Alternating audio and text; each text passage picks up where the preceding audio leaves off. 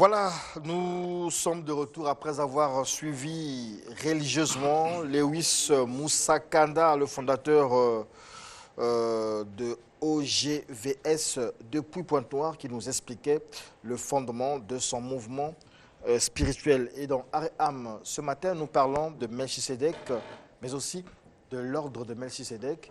Est-ce que c'est deux choses il s'agit là de deux choses différentes, de concepts différents? Oui, parce qu'il y a Melchisedec et puis il y a l'ordre de Melchisedec. Qu'est-ce à dire? Eh bien, nos invités nous en diront davantage avec certainement précision. Bonjour, docteur Renaud Boris Botta. Bonjour, monsieur le journaliste. Bonjour, pasteur Baran Békou. Bonjour, mon frère. Bonjour, frère Ongouya, Simplice Junior Ongouya. Bonjour, monsieur le journaliste. Vous êtes du message Jean de la Fin. Vous êtes branamiste sur quoi? Je suis branamiste. Bonjour, frère Gédéon. Vous êtes pasteur à l'église primitive. Bonjour. L'église primitive, c'est toujours les branamistes. Pas de branamistes, de chrétiens. Des chrétiens qui croient au message de William Branham. Tout à fait. Ils croient en lui comme. Ils croient aussi au prophète comme dernier prophète. Le prophète de l'heure, c'est ça? C'est le le dernier prophète. Le prophète du temps de la fin. Ah, le prophète du temps de la fin. Nous sommes au temps de la fin. Oui. Merci beaucoup. Alors, pasteur Baran Békou, Melchisedec, ordre de Melchisedec, qu'est-ce qu'on retient? Qu'est-ce que c'est? Nous ne cessons de le dire et nous le répétons ici. Selon les Écritures, Melchisedec veut dire roi de Salem et roi de justice. Ce roi de Salem et roi de justice était sacrificateur de l'Éternel, sacrificateur de Dieu très haut, qui vint à la rencontre d'Abraham quand il a vaincu le roi qui avait pris son neveu Lot en esclavage. Melchisedec préfigurait donc le Christ qui a un sacerdoce royal à perpétuité. Melchisedec incarne ici le sacrifice et le sacrificateur. Parce que quand il vient vers Abraham, il apporte les symboles du sacrifice, le pain et le vin, qui sont les symboles du sacrifice. Et c'est comme ça que Melchisedec apparaît à Abraham. Il fit apporter le pain et le vin, et il préleva la dîme sur Abraham, le bénit enfin. Maintenant, quand on parle de l'ordre de Melchisedec, nous allons peut-être avoir le temps de développer sur le plateau. Quand on parle de l'ordre de Melchisedec, selon l'ordre de Melchisedec, ça veut simplement dire selon l'autorité royale du sacerdoce perpétuel de Christ. Parce qu'il y a deux sacerdoces dans la Bible. Il y a le sacerdoce lévitique qui est établi selon l'ordre de Lévi. Il y avait une lignée, l'hérédité. Et il y a le sacerdoce selon l'ordre de Melchisedec, donc selon l'ordre de Christ, parce que Melchisedec ici préfigure Jésus-Christ qui maintenant doit officier, doit entrer dans la sacrificature pour toujours et pour l'éternité, en remplacement de l'ancienne sacrificature. D'accord. Pasteur frère Ongouya, voilà, pasteur frère Ongouya, vous avez suivi le pasteur Baran Békou qui nous dit que Melchisedec, c'est un peu le type ou un reflet de Jésus-Christ aussi. C'est bien cela? C'est ça. Okay. Qu'est-ce que vous en pensez? Bon, moi je pense que le point qu'il a soulevé est fondamental, sauf que il n'a pas compris, il n'a pas établi la différence entre Melchisedec et Jésus. Quand on parle du Christ, le Christ, ce n'est pas Jésus. Le Christ, c'est celui qui a vécu avant même la fondation du monde. Jésus, ce fut un personnage qui a vécu en Palestine. Il est devenu Christ, dixit la Bible, après sa mort. Lorsque Jésus était baptisé, la Bible dit que l'Esprit est descendu sur Jésus. C'était la lumière. Et c'est cet esprit-là que Jésus appelait Père. Voilà pourquoi je vais donc entrer dans le développement de mon raisonnement afin de vous expliquer ce que c'est que Melchisedec. On dit qu'il est roi de Salem, il n'a ni père ni mère. D'un point de vue spirituel, métaphysique, le père symbolise le savoir. Et la mère, ça veut dire la matière. Ça veut dire que Melchisedec, c'est quelqu'un qui ne peut être enseigné par personne parce qu'il est la cause du savoir. Personne ne peut apprendre à Melchisedec à aimer ou à se comporter de manière irréprochable parce qu'il est la cause de l'amour. l'amour vient de lui, le savoir vient de lui. Donc le père ici veut dire le savoir et la mère, ça veut dire l'amour.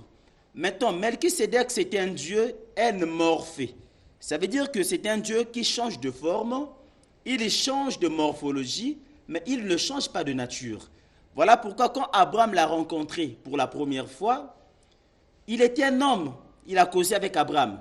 Et quelque temps après, la Bible dit que lorsqu'il est allé parler à Job, il a pris la forme du tourbillon. C'était le même personnage, le même homme qui a changé de forme, mais qui n'a pas changé de nature. Il a parlé dans une tempête. Et quelque temps après, on nous dit que Moïse l'a rencontré sur le sommet de la montagne, c'était le mont Sinaï. Et là-bas, il a pris la forme d'un morceau de bois, c'était le buisson ardent qui parlait à Moïse. Voyez-vous, il changeait de forme, mais il ne changeait pas de nature. Lorsque les enfants d'Israël ont commencé la marche dans le désert, la Bible dit que le même Dieu leur apparaissait la nuit sous la forme d'une lumière surnaturelle appelée la colonne de feu, et la journée, on l'appelait la colonne de nuit. Et dans Exode 33, Moïse rencontre le même Dieu, il lui parle, il a vu son dos, il avait un corps subtil, un corps qui pouvait apparaître et disparaître. C'était la grande théophanie de Dieu. Moïse voulait voir son visage. Il a dit à Moïse, il n'est pas permis aux hommes de voir mon visage. Si tu vois mon visage, tu pourras périr. Au moins Moïse avait vu son dos. Et quand Jésus-Christ est arrivé, pendant qu'il discutait avec les intellectuels de son temps, il leur a dit qu'il a proclamé qu'il avait vu Abraham et que Abraham avait vu son jour. Et ces hommes-là lui ont dit, mais toi qui n'as pas 50 ans, tu n'as même pas 50 ans, comment tu peux nous dire que tu connais Abraham et que Abraham avait vu ton jour? C'était le même Dieu qui avait changé de forme, qui avait changé de morphologie, il avait changé de visage, mais il n'avait pas changé de nature. Il était le même dans son idiosyncrasie, dans sa singularité. Finalement, Melchisédek, aujourd'hui, c'est William Marion Branham. Je peux démontrer ça ici. Tous ceux qui sont vous aurez le temps de avec moi ici ne peuvent pas parler de ça parce qu'ils n'ont pas de connaissances sur Melchisédek. Mais vous ne savez pas ce qu'ils ont comme connaissances, donc il ne faut pas les juger. Je les connais. Dites ce que vous savez. Docteur Renaud Boris Bota. Merci beaucoup. Vous avez suivi le pasteur Baron. Oui. Vous avez aussi suivi le frère Ongouya, mais et à boire et à manger. Bon, disons, parler d'à boire et à manger, ce serait un peu trop dit. Ce serait trop dit. D'abord, pour rentrer dans le vif du sujet, je pense que lorsqu'on aborde un sujet comme celui-ci, c'est un sujet qui est dans les Écritures. Et il est toujours convenable de parler selon les Écritures. Parce que, en écoutant notre cher ami, bien que il joue un peu avec les mots pour embrouiller un peu ceux qui le suivent pour qu'ils ne se retrouvent pas, il a su mélanger les choses. Melchisédek, d'abord, selon la Bible, il n'est pas une Christophanie, c'est-à-dire une apparition de Christ avant son incarnation. Il n'est non plus une théophanie, c'est-à-dire une apparition de Dieu lui-même avant son incarnation. La Bible est précise. La Bible dit Melchisédek, roi de Salem. Et quand la Bible dit roi de Salem, en lisant dans la Bible, on voit bien le passage de Genèse chapitre 14 qui parle de roi. Mais l'expression roi de n'est pas seulement attribuée à Melchisédek. Il y a d'abord le roi de Sodome, le roi de Kedolmer, le roi de. Donc lorsque la Bible parle du roi de, la Bible désigne le territoire sur lequel régnait ce personnage. Donc Melchisédek était bel et bien un homme. Je l'ai démontré ici à plusieurs reprises. Il était bel et bien un homme. Il n'avait rien à voir avec toutes les élucubrations dans lesquelles on l'attribue. On a dit, voilà, il a apparu à Abraham, il a apparu à ceci, cela. Parce que le seul endroit où il a été désigné, il a été question de Melchisédek, c'est bien dans Genèse chapitre 14. Et quand Melchisédek rencontre Abraham, lorsque il emmène le symbole du sacrifice suprême du sacerdoce royal, il présente le sang, il présente le vin et le pain. Il y a eu transfert de la royauté, parce qu'il était le seul, et je l'ai démontré ici que c'était le personnage de Sem, parce que Sem est le seul qui a reçu la bénédiction de Noé, et qui a vécu au-delà même de la vie d'Abraham. Il faudra que les gens les regardent, ils le verront. Et Sem a reçu l'autorité de dominer sur Canaan. Canaan devait être l'esclave des esclaves de son frère. Et Japheth devait vivre sous les tentes de Sem. Donc c'est Sem qui était le souverain sacrificateur de la terre jusqu'au pendant comment on appelle la tour de Babel, ainsi de suite jusqu'au temps d'Abraham, c'est Sem qui a dirigé cette sacrificature-là. Alors, le fait qu'il soit désigné comme étant le roi de Salem. Salem, c'était un territoire précis. C'est le nom de Jérusalem, c'est le même territoire. Et même quand Josué arrive à Canaan, par exemple, pour posséder la terre de Canaan, il a trouvé, il y avait déjà la ville de Jérusalem était toujours là, à Canaan, et il y avait un roi qui avait un nom similaire à celui de Melchisedec. Il s'appelait Adoni-Tchédek. Donc, c'était une coutume de Canaan, parce que d'abord, il faut le dire, El Elyon était d'abord une divinité cananéenne. Donc, avant d'appeler Abraham, puisque le peuple auquel il a marché avec s'était détourné de lui, ils ont oublié sa parole et oublié sa loi, il va choisir Abraham. Mais El Elyon traitait d'abord avec les Cananéens. D'où on peut trouver un roi cananéen qui s'appelait Adoni-Tchédek, qui signifie le Seigneur de justice. Donc, comme Melchisedec. Donc, on ne peut pas faire de lui, le fait que les gens se soient trompés, on l'a expliqué l'autre fois, on ne peut pas dire, voilà, comme la Bible dit qu'il n'a ni père, ni mère, ni généalogie, ça veut dire que c'est la personne de Dieu lui-même. Mais les gens ne se rendent pas compte qu'il y a un verset qui vient remettre en cause toute leur théorie, dans les mêmes un verset qui dit qu'il a une généalogie. Non, il y a une phrase qui dit, verset qui dit qu'il a il fut rendu semblable au Fils de Dieu. C'est vraiment dans le chapitre 7, le verset 3. La Bible dit, il fut rendu semblable au Fils de Dieu. Quand la Bible dit qu'il fut rendu semblable au Fils de Dieu, ça veut dire que, la phrase est d'abord de la forme passive, ça veut dire qu'il y a un sujet d'abord qui pose l'action. Qui l'a rendu semblable au Fils de Dieu? C'est Dieu lui-même. Dieu le rend semblable à qui? Au Fils de Dieu, qui est le Christ. Maintenant, pour dire à notre ami qui dit, voilà, Jésus n'était pas le Christ et tout, mais je l'apprends d'abord que Christ, entrant dans le monde, la Bible dit que ce personnage qui est devenu Jésus était d'abord Christ avant de naître. Puisqu'il a été oint depuis les temps éternels, il a reçu l'onction, le psaume 45. Et voilà pourquoi je regrette très souvent quand les gens parlent en dehors de ce que dit la Bible. Donc Melchisedec était un homme, il est bien désigné comme étant le roi de Salem, comme l'Écriture désigne le roi de Sodome, le roi des rois, du roi de... Par contre, vous lisez ici généralement ce même verset, ces mêmes passages qui disent que Melchisedec est un personnage dont on ne connaît pas l'origine. Or, Sem, on connaît son origine. Non, on ne dira pas ça. Quand on dit il est sans généalogie, d'autres traductions rendent cela par le fait qu'il ne fasse pas partie de la généalogie sacerdotale. Parce qu'en Israël, pour être souverain sacrificateur, il fallait faire partie de la généalogie d'Aaron. Donc, quand votre nom ne figure pas, parce que l'auteur aux Hébreux, pourquoi est-ce qu'il a emmené cette comparaison? C'est parce que quand il présente Christ, déjà dans le chapitre 2 des Hébreux, il présente Christ comme souverain sacrificateur. Les Hébreux et les Juifs ont boudé cela. Ils ont dit non, Christ vient de la tribu de Juda. Il ne peut pas être notre souverain sacrificateur. Vous faites une déduction ou bien c'est une révélation? Non, ce n'est pas une révélation ni une déduction, c'est ce que disent les Écritures. Et lorsqu'ils se sont opposés, alors, l'écrivain va alors leur prendre le cas de Melchisedec, pour leur faire comprendre que Melchisedec aussi ne faisait pas partie de la tribu de Lévi. D'accord. Merci beaucoup, docteur Renaud Boris Mbota. Ici, je retiens 3 versions ou 3 visions de la chose. On nous dit que Melchisedec, c'est Branham. On nous dit que Melchisedec, c'est Jésus. Et ici, on vient nous dire que Melchisedec, c'est Sem. Est-ce que ça peut faire réagir le pasteur Gédéon de l'Église primitive? Merci pour la parole que vous m'accordez. C'est un sujet qui est biblique. Et je vais prendre la Bible pour commencer à parler. J'ai ici le Nouveau Testament, Hébreux chapitre 7, parce qu'on doit revenir à la Bible. Ce Melchisedec nous est connu par l'Écriture comme roi de Salem. Donc c'est l'Écriture qui nous renseigne sur Melchisedec. Nous aurons les réponses à son sujet dans les Écritures. La spéculation de l'homme ne donnera pas la raison à ce qui est réel. Donc ici, il est roi de Salem. Salem ici est expliqué. Signifie roi de paix. Salem signifie paix. Ce n'est pas un territoire physique. Donc roi de paix, d'après l'explication que la Bible nous donne ici.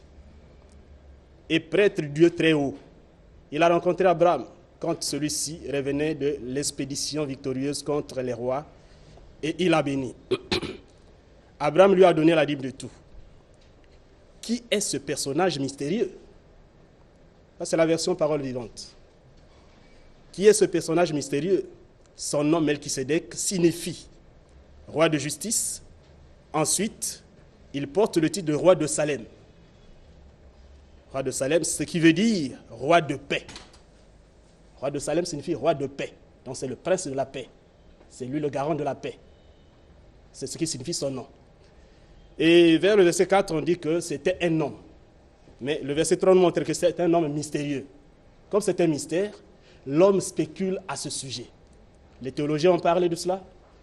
Et chacun est libre de parler de Melchisédek. Mais qui va nous donner la vraie version de Melchisédek, si ce n'est la Bible elle-même? Que dit la Bible au sujet de Melchisédek? On dit que c'est un serviteur du Dieu très haut. Et le chapitre 8 d'Hébreux, verset 1er aussi, dit, pour faire la comparaison avec Jésus-Christ. Résumons. Le point capital de ce que nous venons de dire, c'est que nous avons un tel grand prêtre. C'est un commentaire biblique. Non, c'est le texte biblique. Ok. C'était le texte biblique. Okay. Résumons le point capital de ce que nous venons de dire. C'est que nous avons un tel grand prêtre, il a pris place dans les cieux, à la droite du trône du Très-Haut. Il a accompli le service du grand prêtre dans le véritable tabernacle. Donc ici, il est question de Jésus-Christ. Il est aussi serviteur du Dieu Très-Haut. Bon, ce sont des personnages qui ont existé sur la terre. Melchisédek, serviteur du Dieu Très-Haut. Jésus-Christ, serviteur du Dieu Très-Haut, dans le tabernacle plus élevé là-bas. Maintenant, qu'est-ce que nous allons retenir? D'après ce que Paul a expliqué, d'après Genèse 14 là-bas, Melchisédek n'est autre que la préfiguration de ce Jésus. Jésus est venu selon l'ordre. L'ordre là, il est venu à l'exemple. Il est venu sur les traces de Melchisédek. C'est ce que veut dire l'ordre. C'est pas un ordre mystique, comme l'ordre maçonnique, l'ordre ceci, cela. Non, il est venu à l'exemple de Melchisédek, qui était aussi le serviteur du Dieu Très-Haut. L'ordre, c'est un peu comme le type, c'est ça? Voilà, le type, l'exemple. Donc on retient avec vous ici que Melchisédek, s'il faut le comprendre aujourd'hui, on dira que c'est Jésus. C'est Jésus-Christ. Lui préfigurait Jésus-Christ. Et Jésus-Christ est le vivant. Jésus-Christ, son sacerdoce n'a pas de fin. Mais maintenant que nous sommes ici, il est en train d'intercéder pour nous. On m'a dit ici que c'est Branham. Le frère m'a dit que Branham c'est ne peut pas l'être parce que Melchisédek ici n'a ni père ni mère. Jésus a eu un père, une généalogie, je voulais dire, une mère qui est connue, Marie. Il a aussi un père? Oui, le père, Jésus a un père, reste une question. Qui est le père de Jésus? C'est Joseph. Un père adoptif alors. Ah d'accord. Okay. Voilà. Okay. Et puis aujourd'hui, si on dit que Branham est ce Melchisédek-là, nous savons que Branham a un père. Lui-même l'a avoué. J'ai eu un père, j'ai eu une mère. Je suis plein de fautes. Ouais, il est mort aujourd'hui, il n'est pas le vivant. Donc le sacerdoce devait être remplacé quand il est mort ici. Là. Qui a pris sa place alors? On nous dit aussi que c'est Sem. Ça ne peut pas concorder avec les Écritures. Ça sont des similitudes d'après la pensée humaine. Sinon que la Bible est claire. C'est la pensée humaine. C'est un homme de Dieu, c'est un homme d'église, un homme de Dieu, je veux dire. Un homme de Dieu reste un homme d'abord. S'il n'a pas l'inspiration correcte, alors tout ce qu'il dit est faux. Alors, pasteur Baran, lorsqu'on écoute tout ceci, c'est vrai que le pasteur Gédéon vous rejoint quand même, parce qu'il dit que Melchisédek, c'est Jésus, ce que vous avez dit tout à l'heure. Mais comment vous réagissez avec les points de vue du frère Gédéon et du docteur Renaud Boris Mbota? Merci. Il faudrait ici, mon cher Diaz, que nous ayons une clarté sur le sujet à débattre. Il ne faudrait pas que nous venions sur le plateau pour amener un embrouillameni, comme dit mon frère qui m'excuse. Il confond tout, il ne comprend absolument rien. Nous sommes sur Melchisédek. Il parle du vent, de l'ouragan, de l'ange de l'été. On n'est pas sur ça. On parle de Melchisédek qui était roi de Salem et sacrificateur du Dieu Très-Haut qui préfigurait Christ. Quand Christ doit entrer dans le monde, il dit, tu n'as voulu ni holocauste, ni sacrifice. Voilà pourquoi je dis, je prends le livre, le sujet duquel il est parlé de moi, et je rentre pour te servir. Parce que Christ est serviteur dans sa propre maison. Jésus-Christ a pris la relève, arrêtant donc la sacrificature de Lévi en face de Caïphe, qui a déchiré son habit. Parce que au temps de la sacrificature lévitique, on démissionnait, on quittait la sacrificature, on quittait le sacerdoce, soit par la mort, soit par démission. Quand Caïphe dit à Jésus, es-tu le Christ? Oui, tu le dis. Caïphe déchire l'habit, donc il déchire l'habillement sacerdotal. En déchirant, ça veut dire qu'il démissionne. Il quitte le siège de souverain sacrificateur.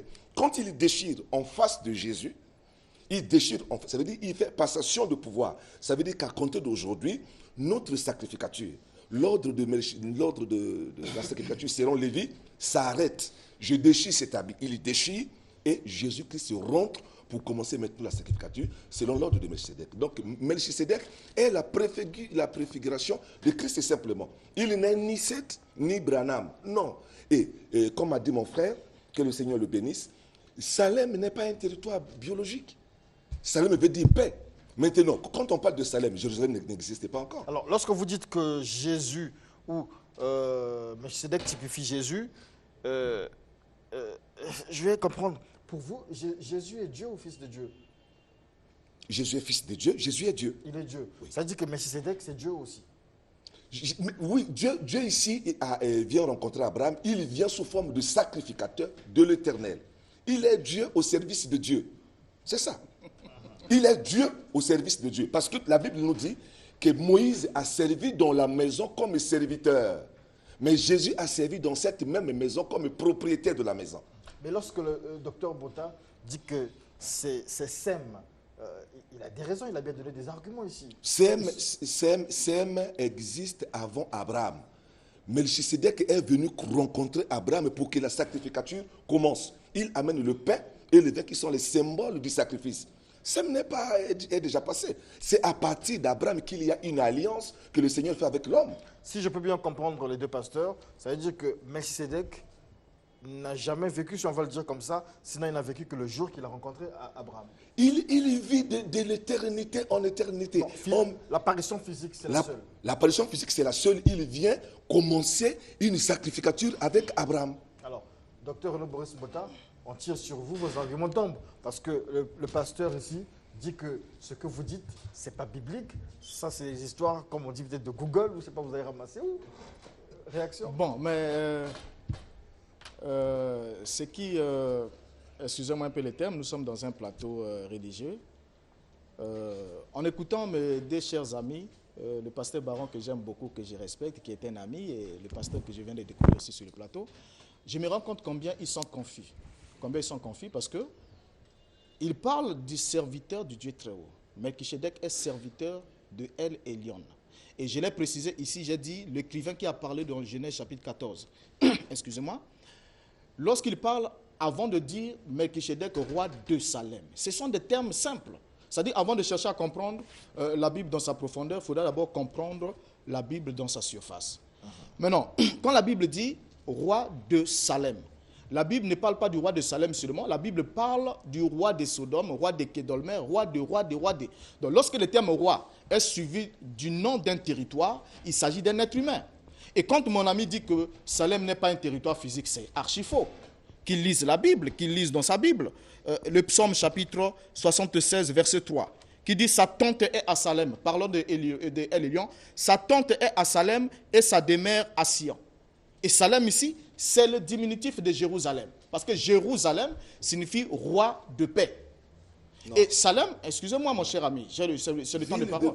S'il vous plaît, signifie roi de paix. Alors, lorsqu'on arrive là, sur ce point, on remarque bien que Melchisédek était d'abord un homme, et je l'ai démontré ici plusieurs fois. La Bible est claire, Hébreux chapitre 5, vous prenez note. Hébreux chapitre 5, le premier verset dit « Tout souverain sacrificateur est choisi parmi les hommes ». Et pour que Christ devienne souverain sacrificateur, la Bible dit quoi? Dans Hébreux chapitre 2, le verset 17. Il était d'abord esprit au ciel, mais il fallait qu'il descende sur la terre et qu'il prenne un corps. La Bible dit dans Hébreux 2, verset 17. En conséquent, il dut être rendu semblable en toutes choses à ses frères, afin qu'il fût un souverain sacrificateur miséricordieux, fidèle au service de Dieu, pour faire l'expiation des péchés de son peuple. Donc, pour que Christ devienne souverain sacrificateur, il fallait qu'il fût rendu semblable à ses frères. Ses frères, c'était des êtres humains. Et c'est là où Christ apparaît en chair. Donc, on ne peut pas être souverain sacrificateur pendant qu'on n'est pas d'abord un homme. Donc ça, c'est d'abord une définition. Non, restez tranquille, mon cher ami. Vous avez parlé, je n'ai rien dit. Donc ici, là, il est bien précisé, serviteur de Dieu très haut et souverain sacrificateur. Maintenant, ce que vous ne comprenez pas, c'est quoi?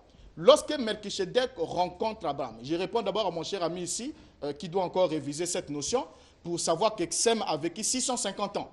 Et Sem a vécu au-delà du temps où Abraham a rencontré Melchisedec. On pourra faire refaire les calculs s'il faut revenir là-dessus. Nous y reviendrons. Et on prendra tout ça. Et vous allez comprendre que le seul personnage qui était digne d'exercer cette mission, c'était Melchisedec. Et c'était plutôt Sem. Soyez tranquille, s'il vous plaît.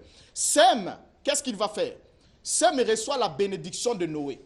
Et vous allez remarquer que lorsque Sem rencontre Abraham, lorsque Melchisedec rencontre Abraham, la première parole qui sort de la bouche de Melchisedec, c'est « Béni soit Abraham ». Il bénit Abraham. Pourquoi il est béni? Parce que c'est lui qui a reçu la bénédiction de la part de Noé et c'est lui qui devait le transmettre. Et quand il transmet cette bénédiction, Abraham reçoit la royauté et la sacrificature. Maintenant, c'est Judas qui était dans le rein de son arrière-grand-père qui reçoit la royauté et Lévi reçoit la sacrificature. Ce qui fait qu'à partir de ce moment, la mission de Melchisedec va prendre fin. Et le sacerdoce lévitique va alors être perpétué jusqu'à ce que Christ vienne. Et quand Christ vient, il vient réincarner la royauté et la sacrificature, les deux offices dans une seule personne. Voilà pourquoi on parle du sacerdoce royal. Maintenant, parlons de l'ordre de Melchisedec. Quand on parle de l'ordre, ce n'est pas comme une confrérie, comme l'ordre des maçons, l'ordre de ceci, cela, l'ordre des jésuites, ainsi de suite. Mais il est question de la manière d'eux, ou à l'exemple, selon le modèle d'eux. C'est ce qu'il avait dit. Donc, de la même manière. C'est le même point de vue. De la même manière. Vous avez une réaction, après on vous prendra. Vous avez une réaction par rapport à ce Je voulais souligner le fait qu'il pensait que nous avons dit que Salem n'a pas été un territoire. Salem, c'est un territoire bel et bien. Vous l'avez dit. Oui, je l'ai dit. Voilà. Maintenant, dans le contexte ici, il est d'abord roi de justice. Alors, montrez-moi le territoire qu'on appelle justice. Il est aussi roi de Salem. C'est dans le même sens que ces deux expressions sont données ici. Donc, justice n'est pas un territoire physique. Adoni-Tchédek. Qu'est-ce que signifie Adoni-Tchédek? Ça, c'est notre contexte. Parce qu'ici, était nous roi sommes de dans un Jérusalem. contexte donné. Nous sommes ici dans un contexte donné. Oui. Son nom signifie roi de justice. Donc, il y a un deux. Donc, justice doit être aussi un territoire physique. Il est aussi roi de Salem. Il est roi de Salem et la signification de son nom, c'est roi de justice. Parce que, écoutez, Melchi, c'est la même il y a chose. Tchédek. Non, non. La signification du nom, il ne faudra pas confondre. La Bible précise bien Melchisedec, roi de Salem, vint à la rencontre d'Abraham. Le territoire sur lequel il régnait s'appelait Salem. Mais dans son nom, la définition de son nom, c'est roi de justice. Comme on a eu Adoni-Tchédek, Adoni-Tchédek qui signifie le seigneur de justice. Ça ne veut pas dire qu'il régnait sur un territoire. Excusez-moi. Deuxièmement, nous n'avons jamais récusé le fait qu'il soit homme. Il est bel et bien homme. Ah, mais vous avez dit qu'il n'a pas de père ni de mère. Si. Il n'y a pas d'homme qui n'ait pas de père ni de mère. Non, il n'y en a pas. D'accord. Bon, mes co-débatteurs ne connaissent pas Melchisedec. Quand on parle de Melchisedec, il y a Yerushalayim, Jérusalem. Dans Jérusalem, nous avons le nom de Salomon. Parce que le mot Salem, qui signifie paix, et on peut dire également justice. Voilà pourquoi quand Jésus parlait aux gens, il disait cherchez premièrement le royaume et la justice de Dieu. Quand il parlait du royaume, qu'est-ce qu'un royaume? D'après Jésus, c'était la plénitude des vertus et des qualités. Maintenant, la justice de Dieu, ce n'est pas la justice des hommes. En réalité, en Dieu, il n'y a pas de justice. En Dieu, il n'y a que l'amour. La justice en droit, c'est quoi? Je viens voler votre téléphone, vous me punissez. Vous allez me jeter en prison parce que j'ai volé. Or, Dieu peut pardonner même à celui qui a volé. Donc, la justice de Dieu, c'est l'amour, c'est la miséricorde. Maintenant, Yerushalayim, Jérusalem, c'était la ville de celui-là qui n'avait ni père ni mère. Au sens biologique, ça veut dire quoi? Ça veut dire que cet homme-là ne peut pas venir au monde par l'entremise des rapports sexuels. Il a la capacité de se former ou de se créer un corps. Voilà pourquoi j'ai dit ici, dans mes prolégomènes, j'ai dit qu'il y a une différence macroscopique, sinon fondamentale, entre Jésus et le Christ. Le Christ, c'est une énergie. Le Christ, c'est la grande électricité cosmique.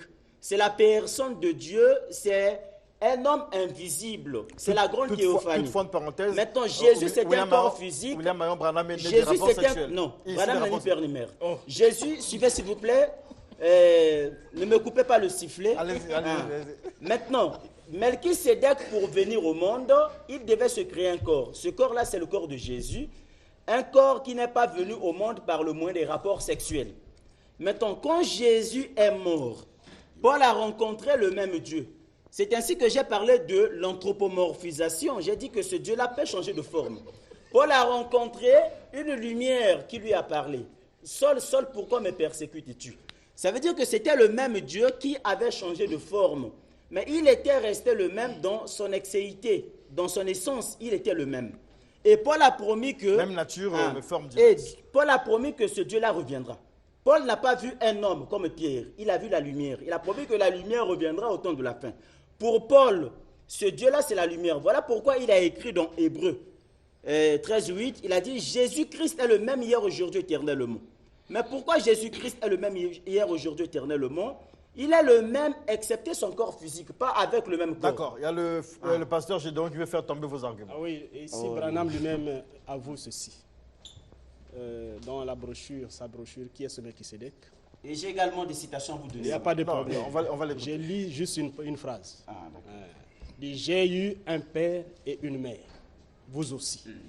Vous n'arrêtez que là.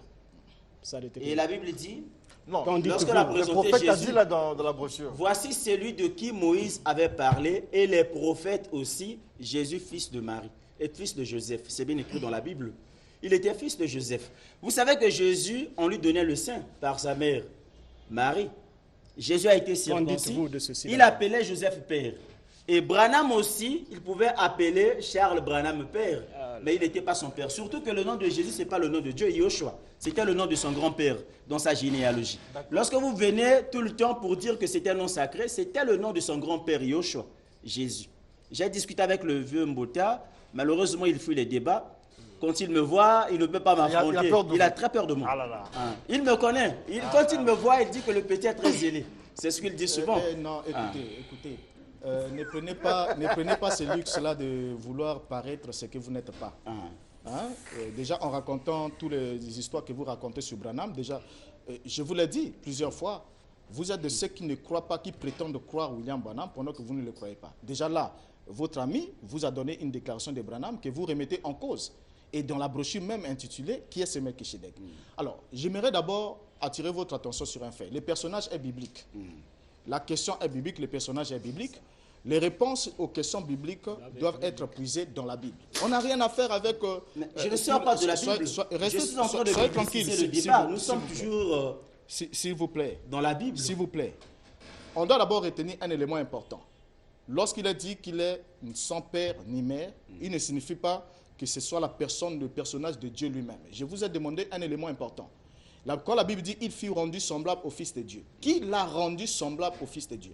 Donc ça veut dire que le Fils de Dieu est le prototype ou le modèle qui a existé avant Melchisédek. Et Melchisédek n'était que le type ou encore le reflet terrestre du sacerdoce céleste de Christ.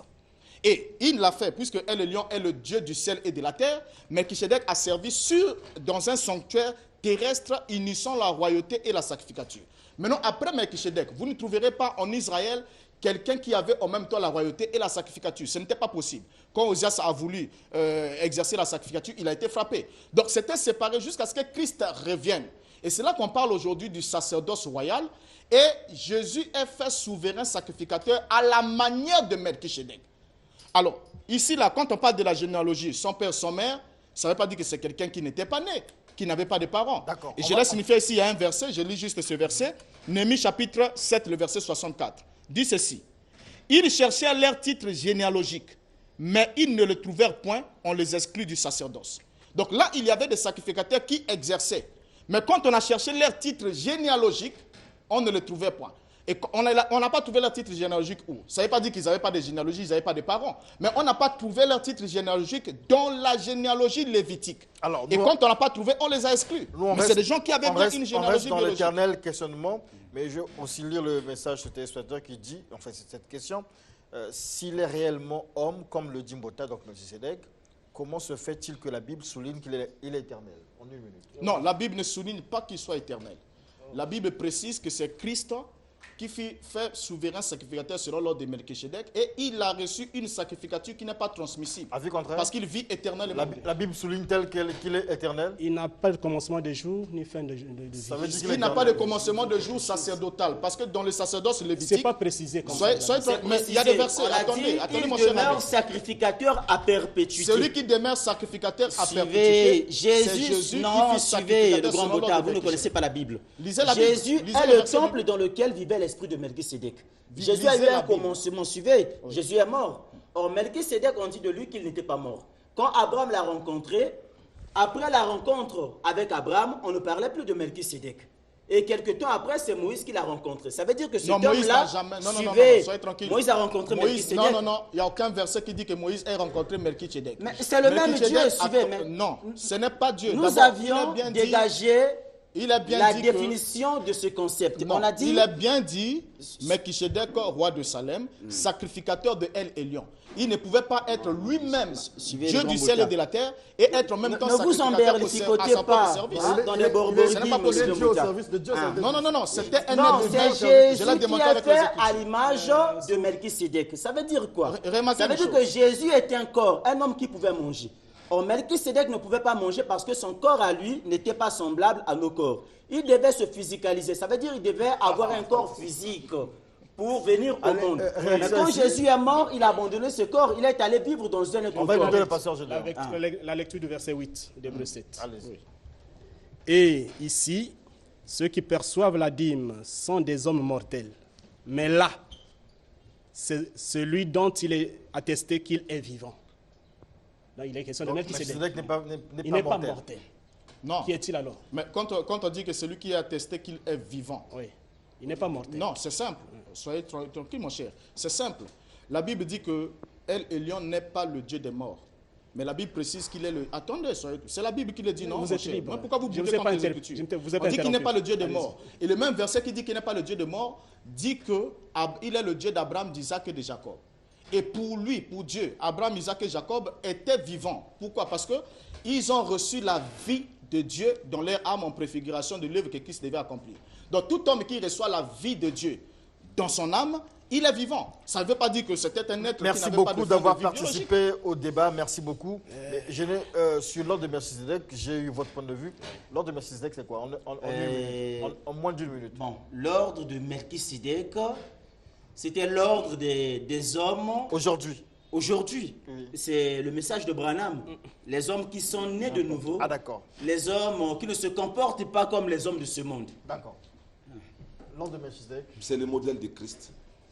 c'est-à-dire L'ordre de, vous savez, quand on dit l'ordre, selon l'ordre de Melchisédek, selon le modèle de Ah, d'accord. Melchisédek, qui est On Christ. revient sur la même définition là-bas. L'ordre de Melchisédek. En un mot. Hein. Oui, en un seul mot, le psaume 110, là où il est mentionné, dit « Tu es souverain sacrificateur à la manière de Melchisédek ». C'est l'écrivain aux Hébreux qui a utilisé le terme ordre. Donc ordre signifie la manière. Donc de la même manière que Melchisédek a été souverain sacrificateur. Le modèle, la manière ou le type. Merci beaucoup, docteur Renaud Boris Mbota, pasteur Baron Bekou, qu'on avait eu il y a longtemps, comme vous avez vu par ici. Merci au frère Ongouya, qui avait des comptes à régler scripturairement parlant avec Renaud Boris Mbota, mais c'est pas fini. C'est un grand frère. On se connaît. Et Mais il faut que tu dois sortir de cette affaire. le pasteur, Tu es plus le ennuyeux pasteur encore que nous. Gédéon de l'église primitive, qui vous représentez en fait, vous êtes de l'ordre de Pierre Casse, Exact. le polygame. Oui. Vous-même, vous avez 2 femmes, 3? J'en ai 2. 2, Oui, pour le moment. pour le moment. Applaudissez quand même le pasteur Géant, s'il vous plaît. Applaudissez quand même le pasteur Géant, voilà. Et donc, on aura le temps de reparler de la polygamie ici avec le pasteur Aquilas, avec vous aussi. Ils seront là bientôt. Ils seront là En bientôt. août. On les aura sur ce plateau. Ça inspirera aussi le pasteur Baron. Il va s'attraper une deuxième. Non, non, non, non. Mais c'est tout chrétien, c'est ça, non? La polygamie, Le vrai chrétien doit être polygame. la polygamie n'est pas On n'a pas dit interdite ça. dans la... Le vrai chrétien doit croire que la polygamie Oui, n'est la pas un polygamie péché. n'est pas interdite dans la Bible, mais moi je ne serai jamais Ah, polygame. mais ça, Ah, ça c'est ne pas va interdit que dans la vous. Bible. C'est pas interdit dans la Bible. Mais n'en parlez les pas hommes comme sont ça. polygame. La Bible autorise la polygamie. Ok. Mais moi, Baron, je ne serai jamais polygame. Attention, merci, c'était Ariam. La suite avec Marina Bouesso qui sera avec le frère Ongouya. Et le frère Ongouya et je regardais dans le programme ici, comme il est écrit, le frère Ongouya et le docteur Bosco Ben Youssef qui n'est pas là.